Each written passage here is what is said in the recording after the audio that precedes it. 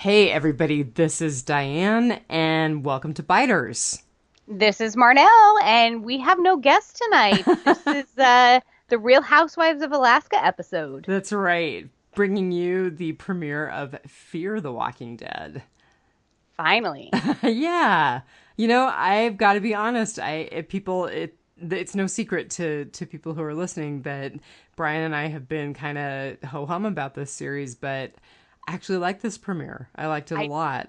I did too. I did too, there were parts of it that could have been better, but I think that they're getting their rhythm down or their formula. God, I hope so. Yeah. Because at this point, really, what has kept me watching it is the podcast, Yep. and the fact that I'm lonely for The Walking Dead when The Walking Dead isn't on. But Need those zombies. yeah, no kidding. Yeah. But I'm looking forward to being able to say I'm watching it because I just purely want to watch it. Yeah. There are a couple of characters that I do kind of care about. Yeah. And some new ones that I'm kind of interested in. So we'll see where this takes us. I found a really interesting article that I wanted to share about one of the new characters, so we'll have to make sure we do that in Rotting Potpourri. Oh, good. Yeah. So why don't we just launch into ratings? What did you rate it? I actually rated it a 3.9 rats an event. And I've come up in my rating. I had it at a 3.7 and I kind of added a little bit extra because on my rewatch tonight, I paid a little closer attention to some stuff because when I was doing some reading of some articles today, I'm like, I don't remember that happening. So apparently I sometimes every once in a while, I take my sleeping pill and then I watch something. So it's not Or very conducive to details, is that what you're saying? Or I take my sleeping pill and I polyurethane one of the doors that I'm working on, God. and then I have to go back the next day and like scrape off a bunch of crap. And then So you go into respiratory arrest between the sleeping pill and the polyurethane. actually, the polyurethane doesn't have the smell; it's the stain that's killing me. Oh my The God. yeah, the poly is scentless, but Nice. I find that I need to stop trying to do stuff after I've taken my sleeping pill No, because really? I can do things, I just can't do them well. I'll have to tell you sometime about how I ended up with my first horse. Let's just say I can also do things if I take a sleeping pill, and I do them really well. But there is a whole epidemic of like drunk eBay shopping, Right? and people are like, why do I have all these eBay eBay and Amazon? Oh, why do I have all these packages showing up? So I do have to tell you, though, I'm probably the only woman on the planet who has called her husband and said, honey, I think I bought a horse last night. At least you just purchased a horse. Right? There are far worse things that you could say to Oh, your that's husband than a horse. horrible. Hey, we were just talking about my love for Rocket the Raccoon from Galaxy of the Dead. That is your spirit. Is Galaxy of the Dead? Galaxy of the Dead. Wow. Full disclosure, I have taken my sleeping pill, everyone. No way. Are you kidding me? Nope. This is going to be a short one. No, I can power through it and stay awake. And in advance, we are apologizing to any Biters listeners who are still with us. Well, I actually also increased my rating when I did a rewatch. I originally rated it 4 out of 5 bloody spoons, but I decided to raise it up to 4.5 out of 5 bloody spoons because there Wow. were actually times that I was really gripped. I mean, I forgot that I was watching Fear the Walking Dead just for the purpose of podcasting, and I was like, what's going to happen next? Yeah. Which Yeah. I have rarely had that with this series. Yeah, and for the biters that are listening to this and haven't been listening to our other one, you really should go back to and listen to. We've been doing a retrospective of season 1 for Walking Dead Prime, and we were talking about. I had talked about a couple of times how the characters have actually like pulled me into the scene, and I have felt that emotion. And I almost did with Fear the Walking Dead. Like, You were so almost. close. right there. And then Madison said something, and I was like, oh. No, I'm just kidding. I'm kind of kidding. But yeah, it was kind of a, I can't wait to see what happens next, kind of. And so, like, I can't wait to see next week's, and I really hope that they keep going with this momentum. Well, 3.1 million people on the same day view, at least of the first episode, almost felt some emotion too. That is not bad. Yeah, it dropped down to 2.698 million for the second episode, and I'm not sure why there was drop off, but well, okay, so I kind of watch it a little differently because I don't actually have AMC. Right. So I don't know if people knew this is because they actually did the credits and stuff at the end. Right, but it said on the screen that it was going to be a 2-hour premiere.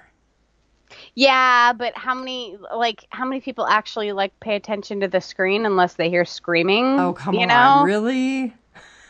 People, yeah, we have our phones and our tablets and our laptops and we're not always, some people have kids too that they have to pay attention to. I'm willing to give people a little more credit than that. I will say also that it apparently was up against the Stanley Cup. I think that's what I remember reading. If you're a hockey fan out there and I blew it, I'm sorry. It was tied for the lead in the 18 to 49 group. The first episode was, and then the second episode had third place in the 18 to 49 group. So it did pretty good. Again, it's just not numbers that we're used to seeing with The Walking Dead because we're used to talking about teens of millions with Walking Dead Prime. Right. So, we watch The Amazing Race. We were late in life Amazing Race fans. They actually came to Juneau, and so we watched the season where they ended here in Juneau, Alaska. Oh, that's cool. Ever since we've been watching the seasons of them. And there was just an article out the other day how they may actually cancel. They're going into their 30th season, their 30th race. Really? And they may cancel it because they had only 5 million viewers, and I'm like, well, that's what Walking Dead got its first season, but right. And they're getting it in season 30, season 29. So you're not doing too bad with 5 million views. I mean, look, Fear the Walking Dead got less than that. So I don't know what the economics of a show like The Amazing Race is, though. I would bet it's pretty expensive. Although in the early days, the second season, Walking Dead Prime was like $3 million an episode, and the budget was actually dropped from like $3.5 million an episode. Yeah, their lowest rated was Guts with 4.7, I think. No, I'm talking about cost. Oh, yeah. The economics. So it costs at that point in time, it costs $3 to $3.5 million to produce an episode. And I'm just wondering what producing an episode of something like The Amazing Race would cost. They probably need a much bigger market share. They generally do. I mean, they have the advertising with the commercials and everything, but they also have a really good product placement system in that, they're using all new Nokia phones this season for their maps, and this is brought to you by Travelocity and blah, blah, so I think they get a lot of sponsorship through a lot of the travel and tech stuff that they use. So I don't think they're hurting for money. Well, considering the number of commercials I had to fast forward through to watch these 2 episodes, I don't think AMC's hurting for money either. Yeah, no. I don't think they are. So, we both agreed that we would do this as with both episodes as one, but I just kind of wanted to talk about each episode individually when we talk about the title and the author and all that kind of stuff. So the title of the first one was Eye of the Beholder. And I felt like it was double-edged. I mean, it obviously referred to Troy's eye. Mm-hmm. But I think it also referred to just the whole different perspective that people brought to the episode. Like the guys from the ranch saying that they're doing research versus our group looking at it as them torturing and killing people. So it's just kind of that shift in perspective. That's what I came up with. Right. And, I think they did, kind of do an on the nose thing with the eye of the beholder, and that, beauty's in the eye of the beholder. And at this point, what is, when you're looking at something, you have to look at it entirely differently. I mean, they thought that this was going to be a sanctuary. They thought, people in military garb and trucks and guns and things like that meant safety. And you can't look at things like that anymore. You have to look at it with a different eye. I would have hoped they'd have learned that with their lesson or learned their lesson with that in the first season, but you're right. I mean, I think that they still thought that there was the potential for it to be a sanctuary. Yeah, and that's part of my ugly. We'll get into a little later. I was going to say, don't skip ahead. No, we'll totally get there. I didn't come up with anything real creative for the second episode. It was called The New Frontier. And I just felt like, it was people stretching out into their new frontiers, the ranch for Madison and her family, Strand getting the gift of that car at the end of the episode, and kind of that being a whole new frontier for him. And also just kind of the Wild West feeling of the ranch. Yeah. Yeah, I think that kind of plays into the having to look at things with a different eye, Madison and Nick and everybody wanted to go north, or no, Madison and Travis wanted to go north or south, and they suggested to go east, and just anywhere but there. And so they can't, they kind of have nowhere to go, and they don't know where they're gonna go or need to go or want to go. So I think that the ranch is going to be our base for now. I think we'll definitely talk more about that as we move on in this episode too. Yeah.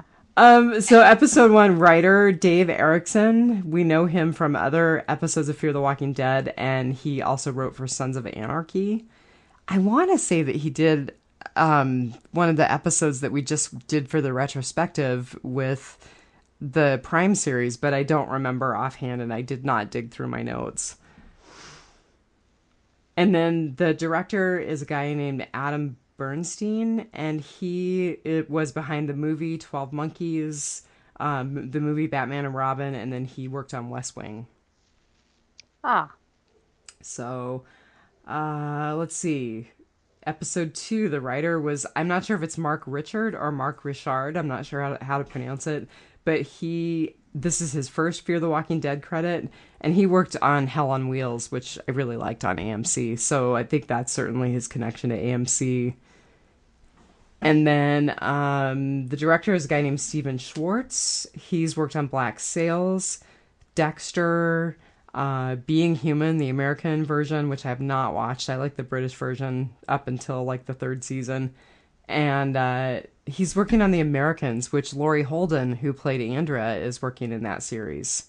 Oh, I did not realize. Yeah. And then this guy also, I just want to say this real quick, he also directed Wrath, which was one of the season finales last season. Oh. And he directed The Good Man, which was a really Travis-centric episode in the 1st season. So I thought it was really appropriate for him to be the director.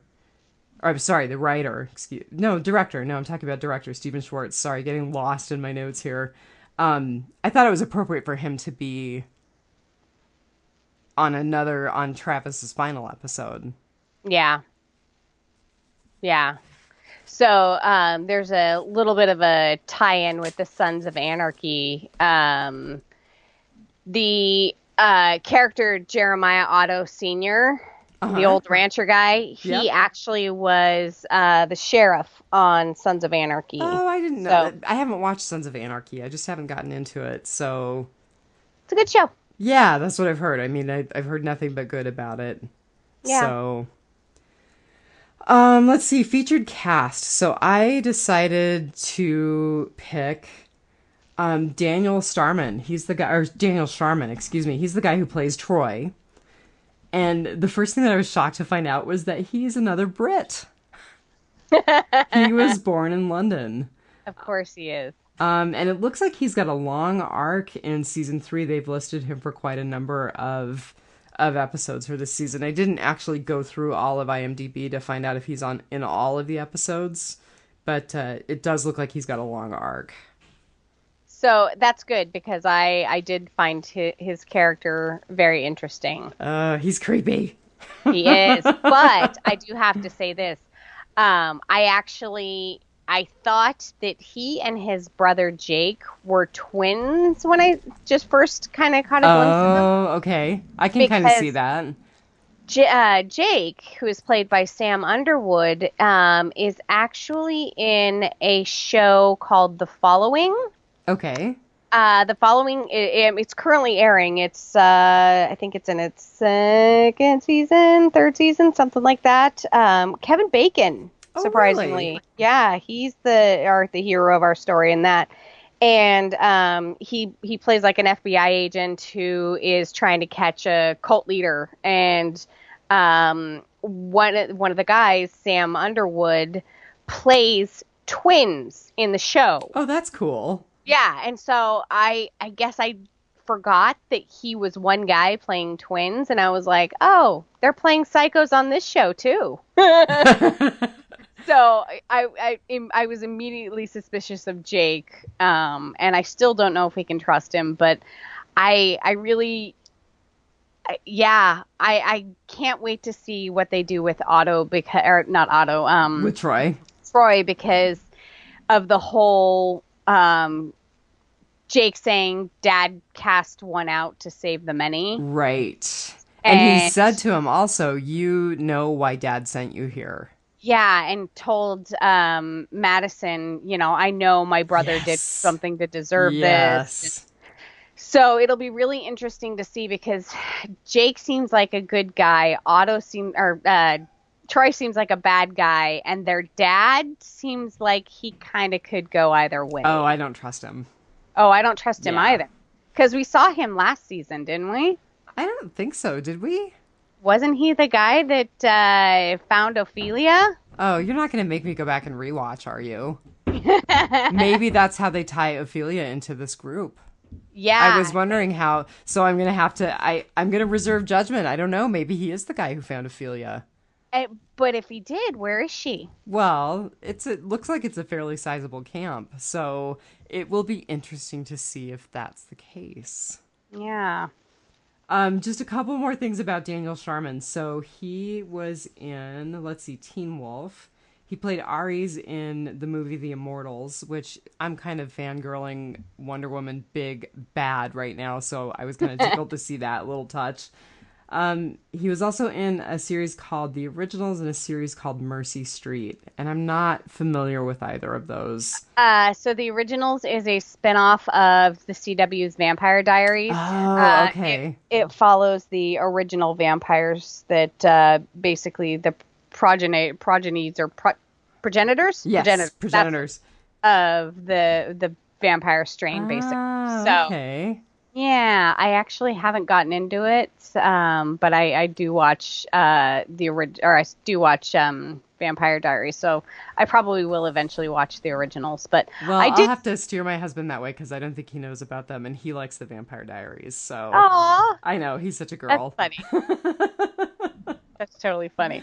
So, I knew that I had recognized him. Like once I was like, okay, they're not twins, but I know him from somewhere. Mm-hmm. And I remember him playing a god. I remember him in like golden armor, and he played Ares in The Immortals. Okay. I haven't seen it yet. So many things on my I haven't seen list. And he has a lot of theater experience, stage experience in London. So he just sounds like an all around interesting guy. Yeah, this may give him some major street cred and help up his career a little bit if he survives. Well, we know he's going to survive for a few episodes anyway, right?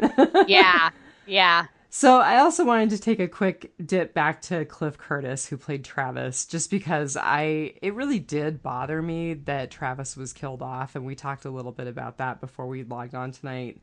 Mm-hmm. So Cliff Curtis is Maori, which is what Travis said he was. So they finally acknowledged Cliff Curtis's Maori descent. And if you saw him on Talking Dead, I know you didn't. I watched a little bit of it. He's got this great New Zealand accent. He is actually signed on to do Avatar movies 2 through 5. Wow. So, and Chris Hardwick was actually giving him a little grief, and I was like, oh, that's the connection, because I looked up his IMDb page after that. He has a new movie in post-production. It's called Meg, which is short for Megalodon. It's about a giant shark. God. So he's jumping the Sharknado. I was going to say, is this a legit movie or is this a Sharknado? It looks like a Sharknado. Okay. I'm like, oh, how far he's fallen. Wah, wah. Yeah. So I'm ready to launch into Good, Bad, and the Ugly. We're going old school tonight. Yeah. Yeah. So, I really couldn't pick out a good. You're kidding me. Out of 2 episodes, you couldn't come up with one good? So that's actually my good. And we were talking about this before the episode is, I'm really glad that they showed the 2 episodes in one, because I think if I would have seen the first episode this week and the next episode next week, I'd have been like, meh. Like, even with Travis dying in the second episode, I'd been like, meh. But them together, it really hit it home for me that this season is shaping up to be very different and something that is hopefully going to get people more interested in the series and to get to care about the characters, because that was that's one of the things that I grief all along. Yeah, is people just don't give a bleep about the characters, and it's true. I mean, I'm not nearly upset over Travis dying as I feel that, like, I should be, like, if he were a character in The Walking Dead Prime, I was pretty bummed out. This is pretty close to Walking Dead. Really? Yeah. Which actually surprised me greatly. I think I'm more mad about it than I am. Really? Yeah. That's because you took all that time avoiding spoilers. I did. I was so good. Like, I was able to avoid it all. I actually expected when they were like, I saw all the headlines and I was like, shocking death. And I'm like, oh God, they killed one of the girls. They either killed Luciana. Is that how you're saying her name? Yeah. Yeah, Luciana, Ophelia, or Alicia, and it better not be Alicia, because like the image that kept coming with the headline was Travis carrying a when he was carrying Luciana to the helicopter. Yeah, and so they kept showing, and I'm like, oh God, and I was like, like scrolling past it very quickly, and so I'm like, oh God, they killed, because of course they're not going to kill Madison, right? So I really thought it was going to be one of the women, and then Travis goes, and he goes in such a cop-out way. Mm-hmm. It wasn't even, I mean, his only saving grace in the way that he went was that he knew he was going to die, and he didn't want to have Alicia take care of him while the helicopter's going down, and he didn't want to turn and risk everybody else. So, yeah. So couple of things about that. They had Dave Erickson, the writer of the first episode for this premiere, on Talking Dead, and I caught a little bit of that. And he said that the injury that Travis got was not an atypical injury in Vietnam, because you've got bullets coming at the Huey from all angles. And so he was shot through the bottom of the Huey, and the bullet actually went up through basically his bowels and out through his neck. That's how that happened. Yeah. Okay. Yeah. That makes more sense, because we were both like, it was just a little neck wound, right. And then like he opens up the shirt and it's like, whoa, that's a few feet of innards. But yeah, my good was I'm really glad they put this all together and did the 2-hour episode. I think they really complemented each other really well.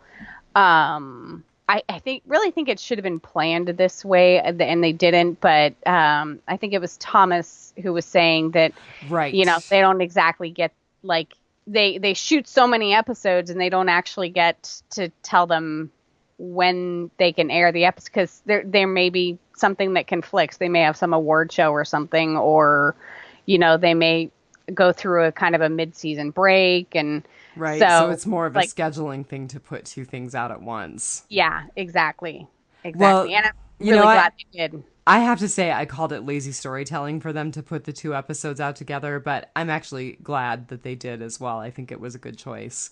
Yeah, yeah. So I take that back.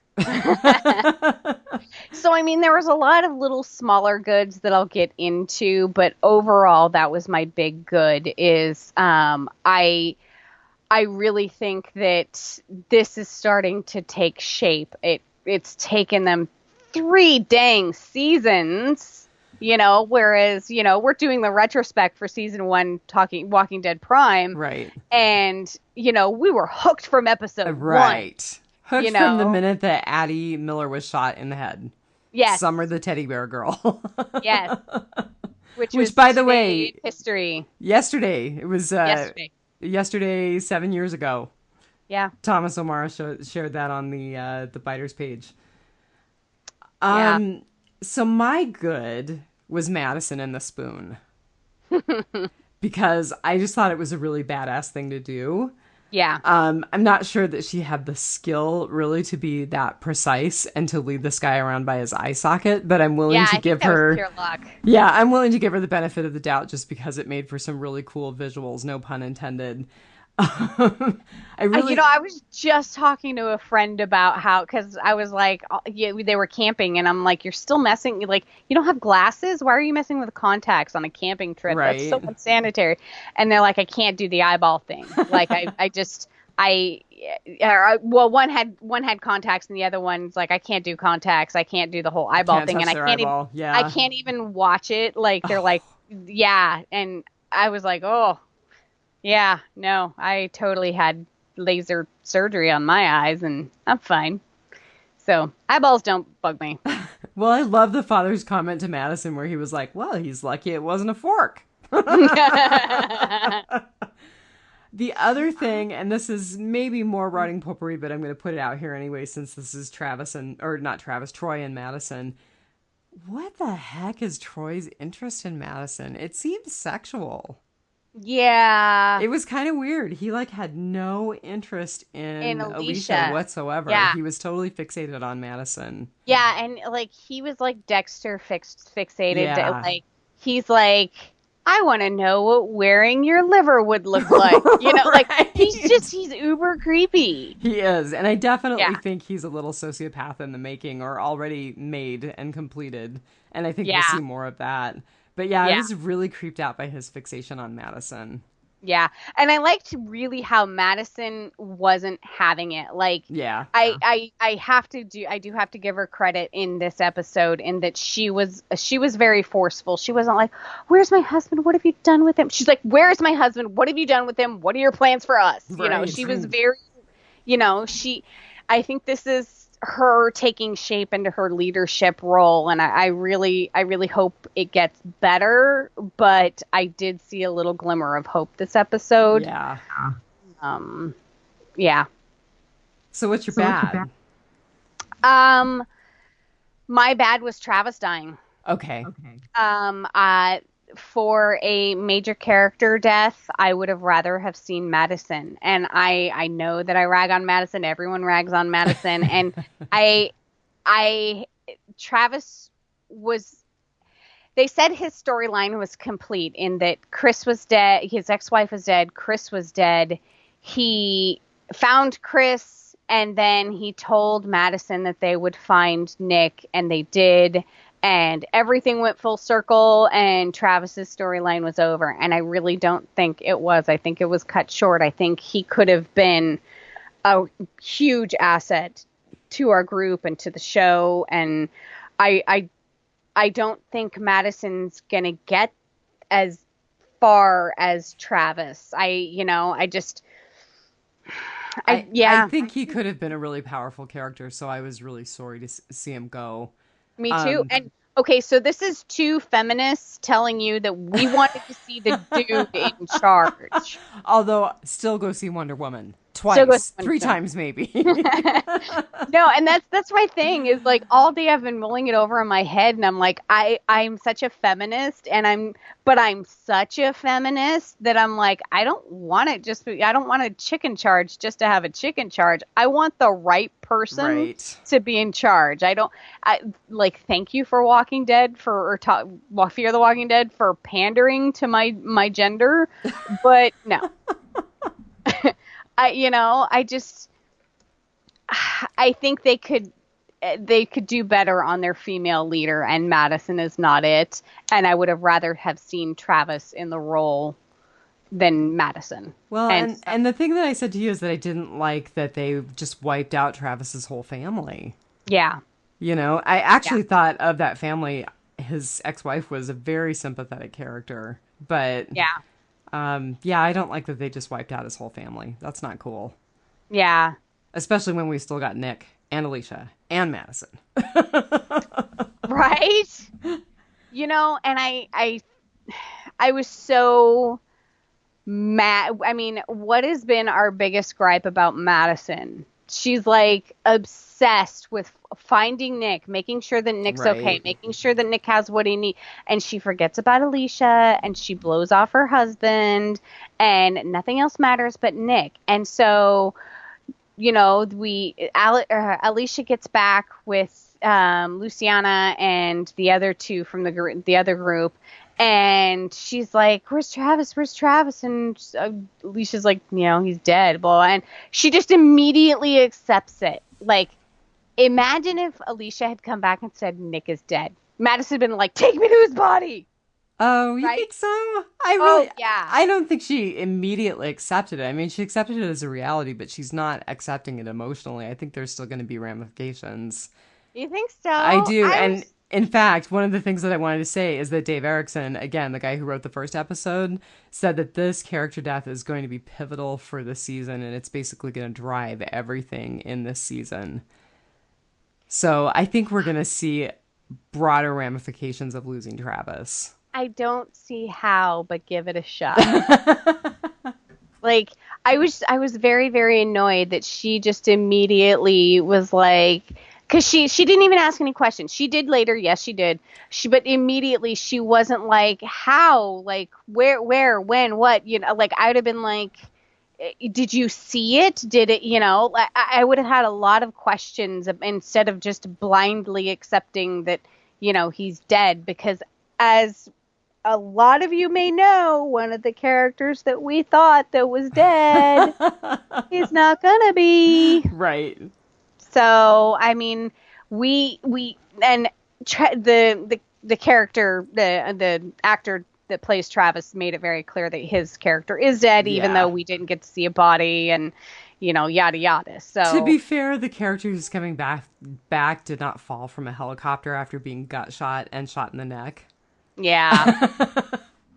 Will we see Walker Travis? I hope not. I hope they just let it go. Yeah. Yeah. But yeah, I think, I don't know. Like, I think,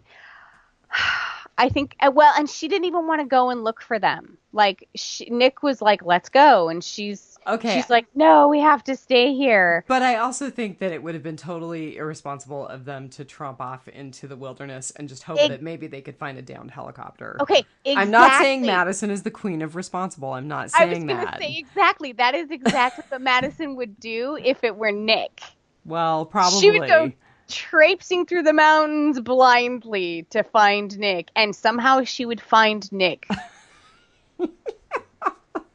Well, I'm kind of tired of Nick and his shtick, so I'm hoping that we get a little bit of a break or that we see some major changes in his character, because it's kind of getting to be the same old saw with him. Yeah, and, from the little tidbits that they give us, little snippets, one of them was the monsters in here are worse than any of them out there. Right. Yeah, and he made a comment about... At first, I thought he was saying basically like, you don't want to be around me. And it's basically no more like, you don't want me to stay here because you don't know what I'm going to do. Yeah, he was saying that. But what I actually thought he was saying was something that we have talked about previously, in that he seems to ruin every group he touches. Every group he goes into, like, he gets everyone killed. Do you recall talking about that? Yeah.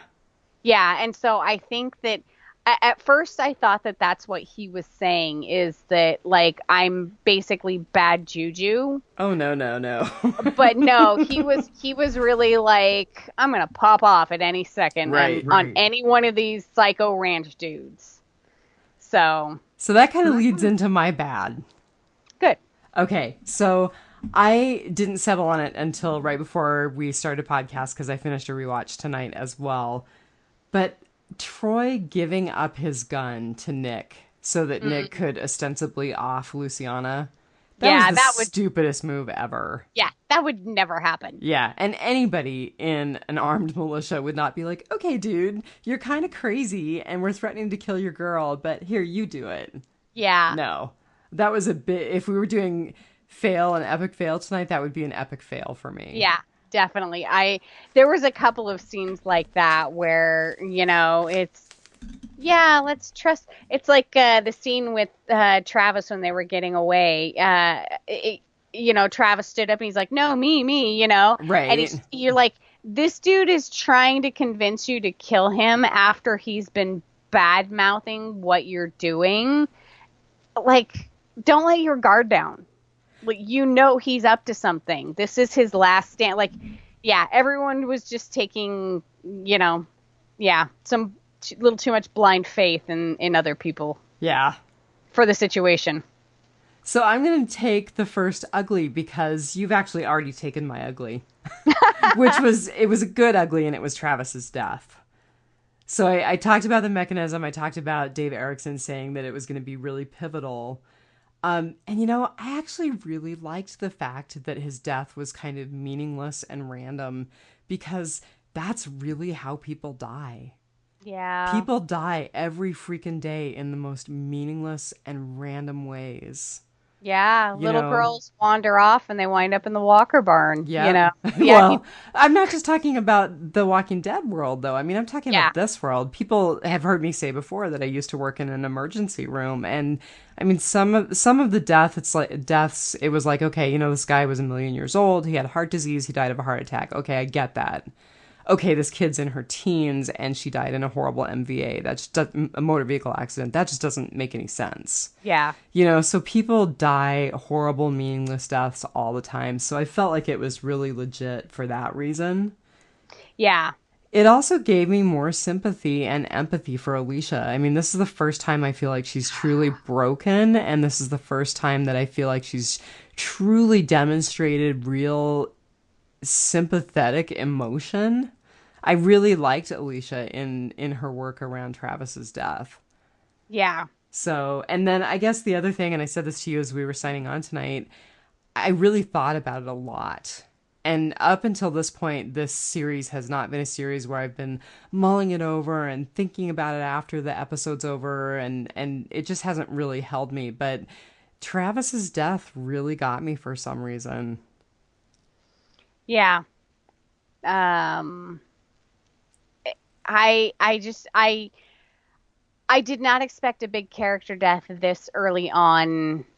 I guess it is late for although Chris, they did kill Chris and he was kind of a main character, but I mean, to do it in, the first few minutes of second episode. Yeah, that's really early on. So they better have a really good story arc for his death. Well, and like I said, Dave Erickson has said it's going to be the steam engine that drives us forward, so we'll see what they do with it. Yeah. What about your ugly? What was your ugly? Was it a good ugly or a bad ugly? I keep breaking the rules with my uglies. Did you pick a neutral again? I did. I didn't pick a neutral. I picked a question.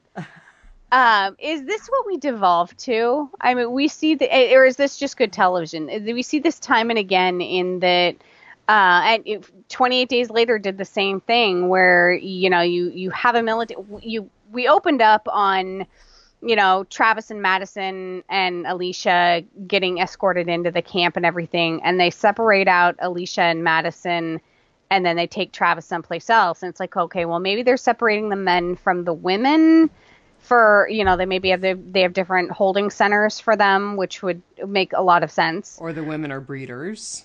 Yeah, and that's exactly where my mind went Mm-hmm. too. Because like in 28 Days Later, the military guys hadn't seen a woman in months, and they thought that they were never going to see when they, some of them were like starting to contemplate suicide, and and then, two attractive young women show up and everything's fine again, except for the women. And, I really don't think that Madison and Allison were in that mindset that was a possibility, because they were both like, these people are going to kill us. And I'm like, no, those people are going to rape you.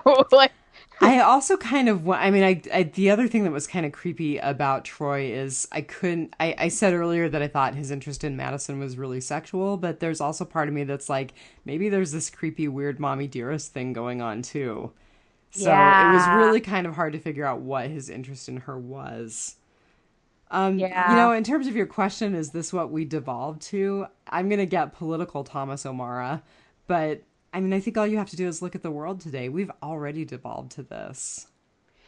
Yeah, but it's not just that. It was also the quote unquote lab, We've the already guys, devolved to this. the guys doing they weren't even doing scientific experiments. Yes, okay, they were weighing them, they were taking their height, but okay, so smart guy, what happens if you shoot somebody and he doesn't turn? You had somebody immune, and now you have a corpse. Like, okay, but the only way you're going to find out is for that person to die and not come back. But they didn't even take like blood samples or anything. This is not scientific. Well, they had height and weight. They weren't scientists. They were just yahoos looking for an excuse to kill off. Yeah, they were sociopaths. Yeah. They were picking on the weak. Yeah. And is this what we devolved to? Well, again, I would encourage you to look at the world around us. And I know that's really morbid and dark, but it's been a rotten calendar year for this planet. So, I don't know. I could get really grim, but instead, what's that at the bottom of that Walker pit? That would be rotting potpourri. So the first thing in my rotting potpourri is that it looks like Fear the Walking Dead has been greenlit for season 4. When I got on the wiki and IMDb to do research, they had posts up and spaces up for season 4 information. Very cool. So we're going to have at least one more season of Fear the Walking Dead. Good, because I think it's finally starting to flesh itself out. No pun intended. And I will tell you, just to talk about our little sociopaths again, I didn't actually realize initially that what they were betting on was like resurrection times and how it related to height and weight and race and all that kind of stuff. Oh, really? I actually thought, because I had mistakenly read a spoiler about Travis in the pit. Someone was like, "Oh, this is like, Rick being in the pit with Winslow." Oh, yeah. And I was like, they must be resurrecting the dead and then having the living fight the dead. They're taking bets on that. So I didn't realize initially that wasn't what was happening. I let myself be misled by an almost spoiler. Well, see, and I really wonder what they did find out in their little bits of research, It seems to... I mean, look at Walking Dead Prime when Amy died in Andrea's arms and resurrected within a few minutes, and some people take up to an hour. Well, remember in TS19, I think he said that the longest time is like 6 or 7 hours. So it was anywhere from a few minutes to several hours. Yeah, and I think the guy who was in Woodbury, I can't remember his name right now, who was actually attempting to conduct research, he also said there was a tremendous lag time, or variance time rather, between death and resurrection. Right, but what does it matter? They were trying to make the excuse of, oh, the few more minutes you'll have with a loved one, or, Yeah, I don't, no. They were just making excuses. yeah. So what I would really want to know would be the time between someone becomes a zombie to the time that they deteriorate to the point that they're not a threat. I don't think anybody's thinking that far ahead at this point. I mean, we're still in the early days of the ZA, even though we're 3 seasons in. They did it in 28 Days Later. Well, yeah, but that's a totally different zombie verse. I know. So, And do you know how I know? Because the girls that were away from all of the guys were like, oh, they're going to kill us. Not like, oh, they're going to rape us. Like, that's my immediate thing. Like, I love that Alicia dumped out the tea into the plant. Right. I'm like, smart girl. I was waiting for the plant to wither in front of us. Yeah, the plant can't exactly fall asleep. I don't think you can roofie a plant. But, yeah, I was just like, smart girl. But what was the look that Madison gave her when she handed over the knife? Did you catch that? That was the knife that she killed the guy with back at the hotel. Right, but I couldn't, it was something. They paused on it. They lingered on it for a really long time, and I couldn't tell if she was disappointed in Madison for risking herself for a knife. You mean disappointed? Madison was disappointed in Alicia. Yeah, no, I don't know if she was disappointed or if she was surprised at her daughter's forethought. There was something behind that look, and I can't pin it down. I think it was more related to the fact that Alicia had killed someone. Because she actually said later in the episode, it'll be me. Yeah, if anyone's going to be killed, it'll be me. I'll be doing the killing or something like that. Yeah. But like I said earlier, I was really proud of Madison being more forceful. And then, of course, the spoon in the eye and everything. Right. And when she did that, she told Madison, go find us a working truck and we'll, meet you there. Type thing. Alicia. You shouldn't take medication before you podcast. But I like that she gave Alicia a task and sent her off, trusted her enough to send her off and do something, I hate when they split up, but it's, Madison wasn't trying to do it all herself. She had delegated, and they're kind of finally acting like a cohesive team at times.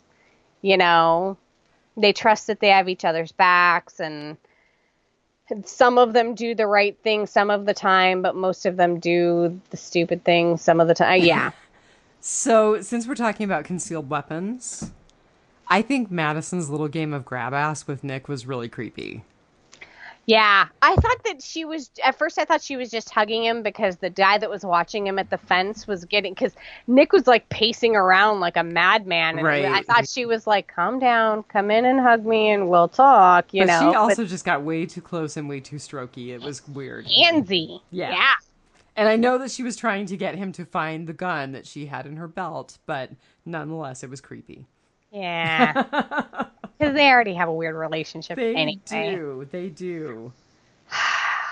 Yeah. So when Nick said to Luciana, I will not leave you, never, I was like, kiss of death. Because I totally remembered Maggie burning her picture and telling Glenn that he would never need it again. And I'm like, kiss of death. That's funny. What else you got? I absolutely love the way that Creepy Willie died. Yes, that was one of my writing potpourri too. Yes. Getting his head folded back the way it was. So, in the movie The Mummy, when the character Effie, she gets double-crossed or whatever by the creepy little dude that's helping the mummy out, and she's like, evil little guys like you always get their comeuppance. And I flashed on that, and I'm like, that's funny. And the more horrible you are, the more gruesomely you die. What? And it's been a really long time since we've seen just a good, gruesome zombie-related death. So that was pretty cool. There was a little bit of poetry behind his death, too. Oh, yeah? he was treating the humans like lab rats, and it was the rats Ah, that did him in. good point. Yeah, Good observation. yeah. So, yeah, that was really cool. Did you notice that Travis was really stoic throughout everything? I did. I was kind of wondering, was that foreshadowing? Was that really telling us he is at the end of his rope and he is at the end of his story? Because he just was so flat. Yeah, going back on the rewatch, all of the signs were there. Yeah. Um, when, uh, yeah, just the way that, when they were trapped in the cell, when it was Travis and Nick and Luciana in the cell and they were all talking and everything. And, Nick asked about Chris and you could just see, Right. yeah. And so we rehashed a lot of stuff and it was a lot of it centered around Travis. And so, it was one of those things where it's like, you go back and watch. It's like, yep, the signs were there. So, oh, go ahead. I just chose not to believe him. Yeah. I mean, I totally was shocked. I didn't see any spoilers ahead of time about a major character death, so it definitely shocked me. Yeah. So I have to say that the second half brought Strand back to us, and I have to say that I'm learning that I love hucksters and opportunists. He's like this series, Mr. Wednesday, for anybody who's watching American Gods. He kind of struck that same note with me when he was like, I'm a doctor, I'm a doctor. He's a survivor, and I think Huh? he will say and do what he needs to do to further the advancement of himself, He's a huckster and an opportunist. But he doesn't always do it by force or malice, or he doesn't always bowl over people. I mean, he, sewed up a wound and delivered a baby and let people in, Yeah.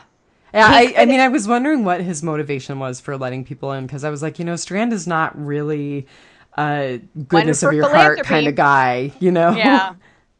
He did have one of the best lines of the premiere when he said who was his name, Oscar? I can't remember, the kid who was the nephew of the hotel manager.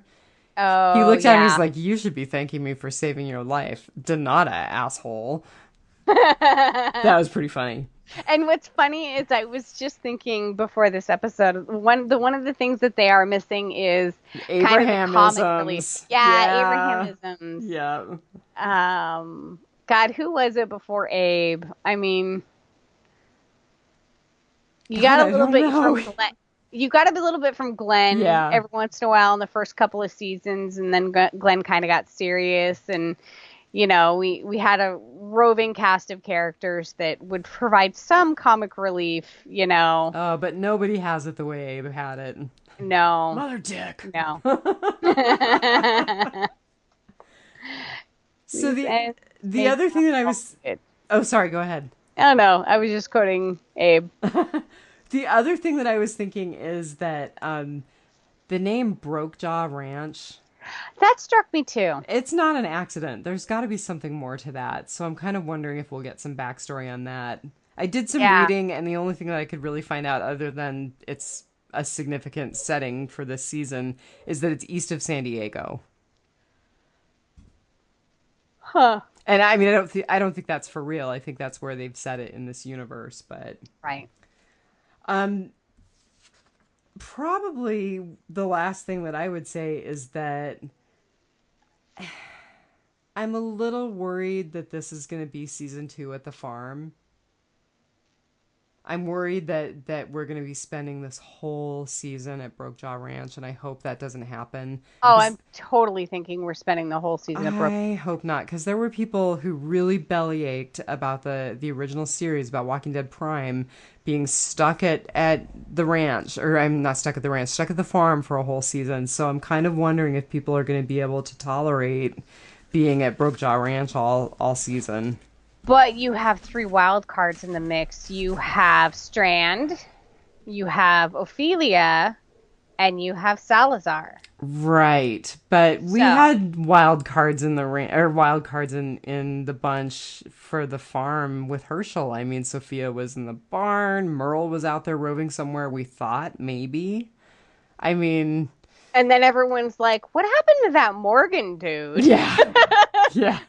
I think that's going to happen to Ophelia. Like, in 3 episodes, we're going to be like, where the hell is Ophelia? Yeah. Oh, I had one more thing.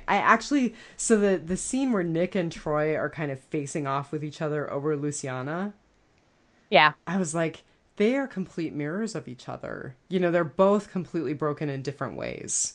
And they're Right. both kind of despicable and self-serving in different ways. So it's going to be interesting to see how the two of them play off of each other.